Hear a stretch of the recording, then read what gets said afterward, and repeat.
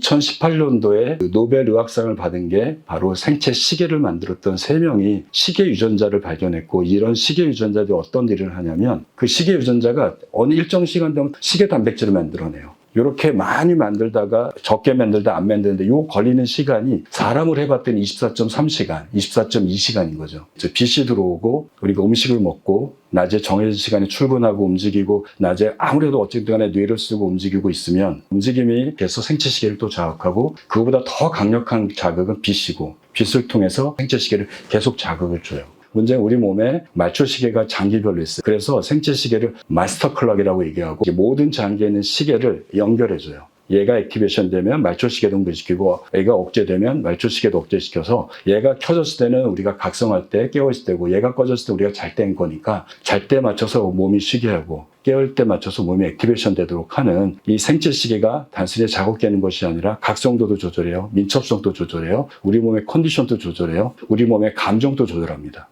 우리 몸의 장기의 기능도 조절하는 일이 벌어지게 되죠. 햇빛도 잘 쬐고 낮에 움직이고 생체 시계가 밤에 잘 꺼지고 낮에 잘 활성화되어 있으면 우리 몸도 이렇게 파란색으로 건강한 상태가 되지만, 교대 근무, 시차, 주중에 자는 시간보다 주말에 자는 시간이 2시간 이상 격차가 나는 거. 시계는 12시에 자라고 그러는데 야식을 먹고 있어요. 장이 움직여 소화되는데 3시간 걸리거든요. 말초 시계가 움직이니까 중추 시계도 못 자요. 잠이 교란이 됩니다. 근데 난 야식 먹으면 너무 잘 자죠. 식곤증 때문에 자지만 그 다음에 중간에 깨요. 이런 것들이 반복되면 여기 나오는 대사성 질환, 간 질환, 위장관 질환, 각종 암들, 유방암, 난소암들이 굉장히 많이 생긴다는 게 연구가 되어져 있습니다. 우리는 왜 잠을 자야 되냐? 첫 번째는 면역력입니다. 7시간 이상 잔 사람이 17%라고 하는데 5시간보다 못 잔 사람은 45%가 감기를 걸린다고 합니다. 이게 또 다른 연구인데, 코로나 전에 사스가 돌았잖아요. 수면 시간이 7시간보다 적은 사람이 67%였습니다. 미국에서 조사한 거고요. 시프트 워커, 병원에 근무하니까 간호사들 대부분 시프트 워커니까 시프트 워커가 73%였습니다. 수면 시간이 7시간보다 적은 사람들의 경우에는 백신을 맞고 나서 항체가 생성률이 생성이 적게 될 률이 2.3배 정도 높았습니다. 적게 생성돼요.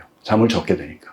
그리고 시프트 워커는 더 많아서 3배 정도가 적게 생성되고, 왜 그럴까요? 항원을 딱 포착하고 항체를 만들어내잖아요. 근데 이게 언제 만들었냐면 잘 때입니다. 잘 때 제일 많이 만들어내요. 내가 감염이 걸려야지 항체가 면역세포가 활성화되는 것이 아니라 매일매일 만들어집니다. 그리고 염증 물질을 제거해 줍니다. 근데 우리는 에너지를 써야 되니까 염증 물질이 안 나올 수 없고 산화 물질이 안 나올 수 없는 건데, 이 면역세포들이 다 없애줘야 됩니다. 이런 염증 물질 때문에 우리 병 들고 노화가 진행되는 거잖아요. 산화 물질 때문에요. 잠을 못 자게 되면 이런 안티바디 생성률이 떨어지게 돼서 감염이 취약하게 될 수밖에 없고, 혈압도 생기고 당뇨도 생기고 비만도 생기고 각종 질병에 노출될 수밖에 없는 일이 벌어지게 됩니다. 자는 동안에 75%는 부교감 신경이 활성화되는 넌렘 수면이에요. 렘 수면은 교감신경이 항진되거든요. 다만 우리 몸이 마비가 되기 때문에 못 움직이지만 교감신경이 항진되는데, 75% 동안의 깊은 잠, 비렘 수면의 N3 슬립이 깊은 잠인데, 이 잠을 충분히 잤을 때 교감신경이 떨어지고 부교감신경이 항진되면서 염증 물질이 제거되는데, 깊은 잠이 적어지고 전체 수면이 적어지게 되면 회복되는 시간이 없으니 교감신경이 상대적으로 항진됩니다. 코티졸도 올라가게 되고 혈당, 혈압 다 올라가서 다양한 우리가 아는 신체 질병들이 유발됩니다. 글림파틱 시스템은 너무나 유명하죠. 베타 아밀로이드라고 하는 뇌 독성 물질로 알려져 있는데, 7시간을 잔 사람들 해보면 베타 아밀로이드 거의 없죠. 파란색. 6시간을 적게 잔 사람은 물 들어 있습니다. 열심히 공부하게 되면 그러면 뇌에서 나오는 찌꺼기가 생기죠. 그게 베타 아밀로이드고 여러 가지 염증 물질들이 뇌에 쌓이게 되는데, 잘 때는 혈압이 떨어지잖아요. 혈압이 보통 10% 떨어지거든요. 혈압이 떨어지면 동맥에 있는 압력이 낮아져요. 근데 이게 어떻게 청소가 되죠? 혈류량은 떨어지는데 청소가 된대요. 이 혈관에 타이트 정션이 있어요. 아쿠아포린이라는 거는 얘가 깊은 잠을 자면 뇌의 대사가 떨어지면서 얘가 늘어나요. 그러니까 망이 느슨해지죠. 백혈구, 적혈구, 혈소판은 덩어리가 크니까 못 빠져나가고 혈장액, 플라즈마만 그쪽에서 빠져나가죠. 망이 늘어났어요. 그러니 물이 새기 시작하는 거죠.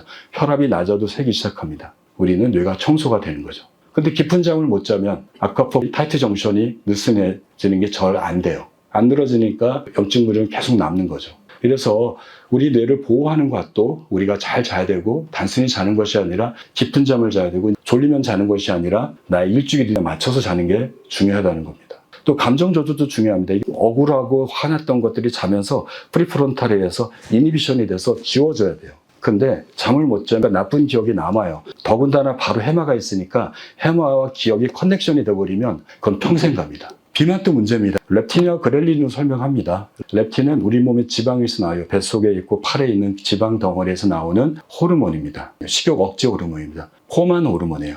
얘가 많이 나오면 배부른 것 같아. 그렐린은 위장벽에서 나옵니다. 배가 꼬르륵 하면 위벽이 쥐어짜면서 그렐린이 촉진이 돼요. 그러니까 막 먹고 싶은 거죠. 문제는 렙틴이 언제 나오냐면 깊은 잠일 때 나와요. 또 성장 호르몬과 함께. 아까 야식을 먹고 자면 아침에 또 먹고 싶잖아요. 그런 이유가 얘가 자는 동안에 깊은 잠 못 자면 분비가 되니까 먹고 나도 또 먹고 싶네. 배가 부른데도 아이 더 먹을 수 있어 라고 하는 가짜 배고픔을 만듭니다. 우리가 잠을 잘 잘 때 렙틴이 잘 나와서 우리가 조금만 먹어도 그리고 나한테 필요한 양만 먹고 나면 더 이상 먹고 싶지 않은 마음을 만들게 되는 겁니다. 또 코티졸하고 성장 호르몬도 문제가 됩니다. 성장 호르몬은 아이 때 키를 키우는 호르몬이지만 성인에도 성장 호르몬이 나와요. 특히 노인들의 경우 성장 호르몬 주사 맞으러 노화 클리닉에 가지 않습니까? 지방 태우고 근육이 회복이 되고 신체 회복이 되니 피곤하고 기력 없는 노인들한테 너무나 좋은 영약이 되는 거죠. 지방을 크기를 이렇게 줄여주고요. 뼈의 대사를 높여서 뼈 성장도 높이게 되고 근육량도 높여주게 됩니다. 코티졸은 뭐냐면 이 코티졸이 많이 분비가 되면 복부 비만을 만듭니다. 왜냐하면 코티졸이 염증 물질을 일으키고 염증 세포들을 자극해주고서 염증 세포가 나오니까 이 지방 조직이 분화가 돼요. 그래서 비만을 만듭니다. 성장 호르몬 언제 나와요? 깊은 잠일 때요. 코티졸이 높아지는 경우는 뭐죠? 스트레스, 걱정, 불안. 여러분들 쇼츠 보는 거. 쇼츠 보면 그거를 이해하고 판단하고 빛에 노출된 생체 시각 자극되고 거기서 쇼츠가 좋은 자극만 주나요? 그런 거 안 보시잖아요. 그거 뇌에서 받으면 스트레스죠. 기분은 좋지만 스트레스는 긴장을 유도하기 때문에 사람이 기분은 좋게 해줘요. 그런데 이런 것들이 잠을 자는 시간이 뚝 떨어졌는데 못 자면 코티졸 높은 시간이 많아지니 또 비만을 유도합니다. 활동력, 잠을 못 자면 낮에 졸립죠. 무기력하고요. 그러면 운동량이 적어집니다. 실제로 이런 연구를 해봤어요. 24시간 동안 잠을 전혀 안 재웠습니다. 그리고 5일 동안 한 2시간에 3시간 정도 잠을 적게 재웠어요. 평소 수면 시간보다. 정상 수면을 했던 사람들은 근육량이 일주일 동안 실험해서 별 차이가 없었습니다. 근데 하루 안 재우거나 5일 동안에 잠을 부분적으로 적게 잤더니 근육량이 줄어들어요. 아까 자는 잠 동안에 성장 호르몬이라든지 이런 것들이 나오고 낮에 활기차게 움직여야지 근육량이 늘어나는데 단백질로 해결될까요? 먹는 걸로요? 잠으로 해결돼야 됩니다. 잠을 못 자면 지금 말한 대로 인지, 뇌, 감정 조절, 신체 장애, 비만 다 일으키고 우리가 하는 심내 혈관 질환 다 높입니다. 그래서 좋은 잠은 단순히 양, 질 이런 것들이 아니지 이게 맞물려야 됩니다. 양도 중요하고요. 성인은 7시간, 최소한 많은 연구들이 6시간 이상은 자고 6시간보다 적게 자면 혈압 당뇨가 보통 2배 정도, 1.5배에서 2배는 다 올라가요. 최소한 성인들은 6시간 이상, 좋게는 7시간 이상, 그 잠은 자고 깨는 일주일 리듬에 맞춰서 그래야지 깊은 잠을 잡니다. 피곤한다고 자면 빠른 충전만 끝나면 깨요. 낮잠이 그거잖아요. 낮에 너무 피곤하면 계속 자나요? 금방 깨요. 왜냐하면 자는 동안에 충전이 확 돼요. 그때 물론 깊은 잠도 들어가긴 하지만 충전되면 이 렘수면 또 렘수면 이 사이클에 깨지는 거죠. 중간에 끝나는 거죠. 어떻게 보면 깊은 잠은 신체 회복, 렘수면은 뇌 회복에 조절이 되는 거예요. 근데 짧게 자면 신체만 회복이 되죠. 뇌나 다른 회복은 되지 않습니다. 잠은 통잠을 자야지만이 되는 거지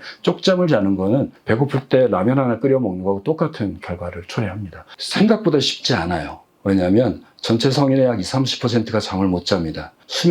잠을 못 자는 것으로 자극을 주는 것에 둘러싸여 있습니다. 여러분들 집이라고 생각해 보시면 핸드폰 들고 있죠. 우리 집에 LED 조명 켜져 있죠. 냉장고에서 LED 조명 나오죠. 많은 소리들이 들려요. 차 소리, 옆집 소리, 층간 소음 이런 것들이 우리를 방해합니다. 카페인, 술, 이런 거, 또 약물, 신체, 교대 이거 다 얘기했던 거죠. 이 스마트폰에 나오는 LED 조명의 이 블루라이트를 5분, 10분만 쬐도 우리의 생체 시계들은 활성화된다고 그래요. 한두 시간에 뒤로 밀린다고 합니다. 노인들의 경우는 이거보다 더 큰 문제가 있어요, 사실은요. 노인이 되면 생체 시기를 자극하는 빛이 잘 전달이 안 됩니다. 백내장, 녹내장, 망막 질환. 두 번째, 나이가 들면 제일 먼저 퇴행하는 부위는 여기입니다. 그러니까 나이가 들면 호르몬의 변화가 생겨요. 여성들은 갱년기를 겪고 남성들도 남성 갱년기를 겪고 성장 호르몬 안 나오는 문제가 생기죠. 그런데 이게 다 시상하부의 문제인데 시상하부가 노화가 되면 그 안에 들어있는 게 생체 시계예요. 생체 시계도 노화가 진행이 됩니다.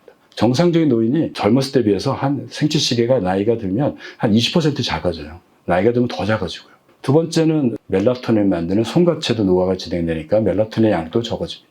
마지막에 더 큰 문제는 이건 좌절입니다. 피곤할 때 만드는 아데노신이라는 게 있다고 그랬잖아요. 아데노신 수용체가 있고요. 거기에 딱딱 붙어버리면 조를 만듭니다. 나이가 들면 아데노신 수용체가 적어져요. 아데노신, 내가 운동을 정말 열심히 했는데 아데노신 붙을 자리가 없는 거죠. 뭐 10,000보, 20,000보 등산을 10시간을 뛰어다녀도 노인이 되면 잠을 못 자요. 왜냐하면 피곤하지 않는 걸요. 젊은 사람보다 같이 운동해도 피곤하지 않습니다. 멜라토닌이 또 문제예요. 멜라토닌 리셉터도 줄어듭니다. 나이 들면요. 그러니까 멜라토닌 먹으면 효과가 없는 거죠. 아데노신이 많이 나오면 가바가 나와서 뇌를 확 꺼버리는 거죠. 그게 비렘 수면의 시작입니다. 그래서 아데노신이 나오면 가바가 나오고 시간이 지나면 아데노신이 적어지면서 가바도 적어지면서 우리는 깨어난다. 이렇게 자고 깨는 일주일 리듬이 있습니다. 피로도와 여기에 생체 시계의 갭이 졸음을 만듭니다. 아침에 정말 잘 잤으면 이 갭이 제일 낮으니까 안 졸려요. 정오가 되면 좀 벌어지죠. 우리가 가장 잘 자려면 언제죠? 여기에 갭을 제일 높이는 단계죠. 그러려면 생체 시계를 제일 낮게 만들고 몸의 피로도를 제일 높게 만들어야 됩니다. 피로도는 내 마음대로 조절할 수 있어요. 뛰어다니시면 되니까. 근데 생체 리듬은 안 되죠. 유전자로 결정돼 있고 24.2시간, 3시간으로 결정돼 있고 나는 아무리 노력해도 1시간을 최대 이동시킬 수 있다. 이게 안 바뀌어요. 그러니까 우리는 많은 불면증 환자들이 뭐가 문제죠? 이거는 정말 높여놔요. 낮에 뛰어다니고 정말 열심히 운동합니다. 그런데 밤이 되면 핸드폰 보고 걱정하고 스트레스 받고 이러고 있으니 얘가 꺼지지 않고 이렇게 켜지면은 못 자죠. 그러다가 이 갭이 벌어지면 졸리니까 자요. 생체 시계 켜지니까 얘가 조금만 떨어지면 이 차이가 줄어들면 또 깨요. 이 과정이 반복되고 있는 겁니다. 잘 자려면 어떻게 돼요? 얘를 높여야 되고 잘 때 얘를 낮춰야 되고 자는 중에 얘가 깨어나지 않도록 만들어야 되는 거죠. 그래서 잠을 잘 자는 거 프로세스 S, 피곤한 거. 그래서 아데노신을 높이는 방법이다. 이렇게 높이고 C는 일주일 리듬을 고정해야 된다. 그냥 내비두면 자꾸 밀려가요. 그냥 내가 하고 싶은 대로 살고 있으면 일주일 리듬이 뒤죽박죽 돼요. 그러니까 어떻게 해야 돼요? 자는 시간 고정, 깨는 시간 고정, 일정한 시간에 자고 자기 전에 핸드폰 안 보고 이런 것들이죠. 이 갭을 높이는 게 최고의 치료법이 될 겁니다. 그래서 우리는 해바라 기처럼 사는 게 제일 좋죠. 햇빛 있을 때 여러분들의 운동량이나 약속이나 모든 활동을 최대한 만드시고 해가 지는 거를 생각해서 이제부터는 내 활동량도 줄여야 되겠구나. 운동량뿐만 아니라 내 생각과 내 감정도 컴다운 시켜야 되겠구나. 이렇게 살아가는 게 가장 건강하고 가장 잘 잘 수 있는 방법입니다. 저녁에는 옛날처럼 백열등이나 노란색 전구를 켜놓으면 돼요. 빨간색 불빛은 블루라이트 1도 없습니다. 그래서 밤이 되면 조명도 어두워져야 되죠. 좋은 건강, 신체 건강을 위해서 좋은 잠에 투자하시고 좋은 잠을 위해서 공부하시고 연구하시기 바랍니다.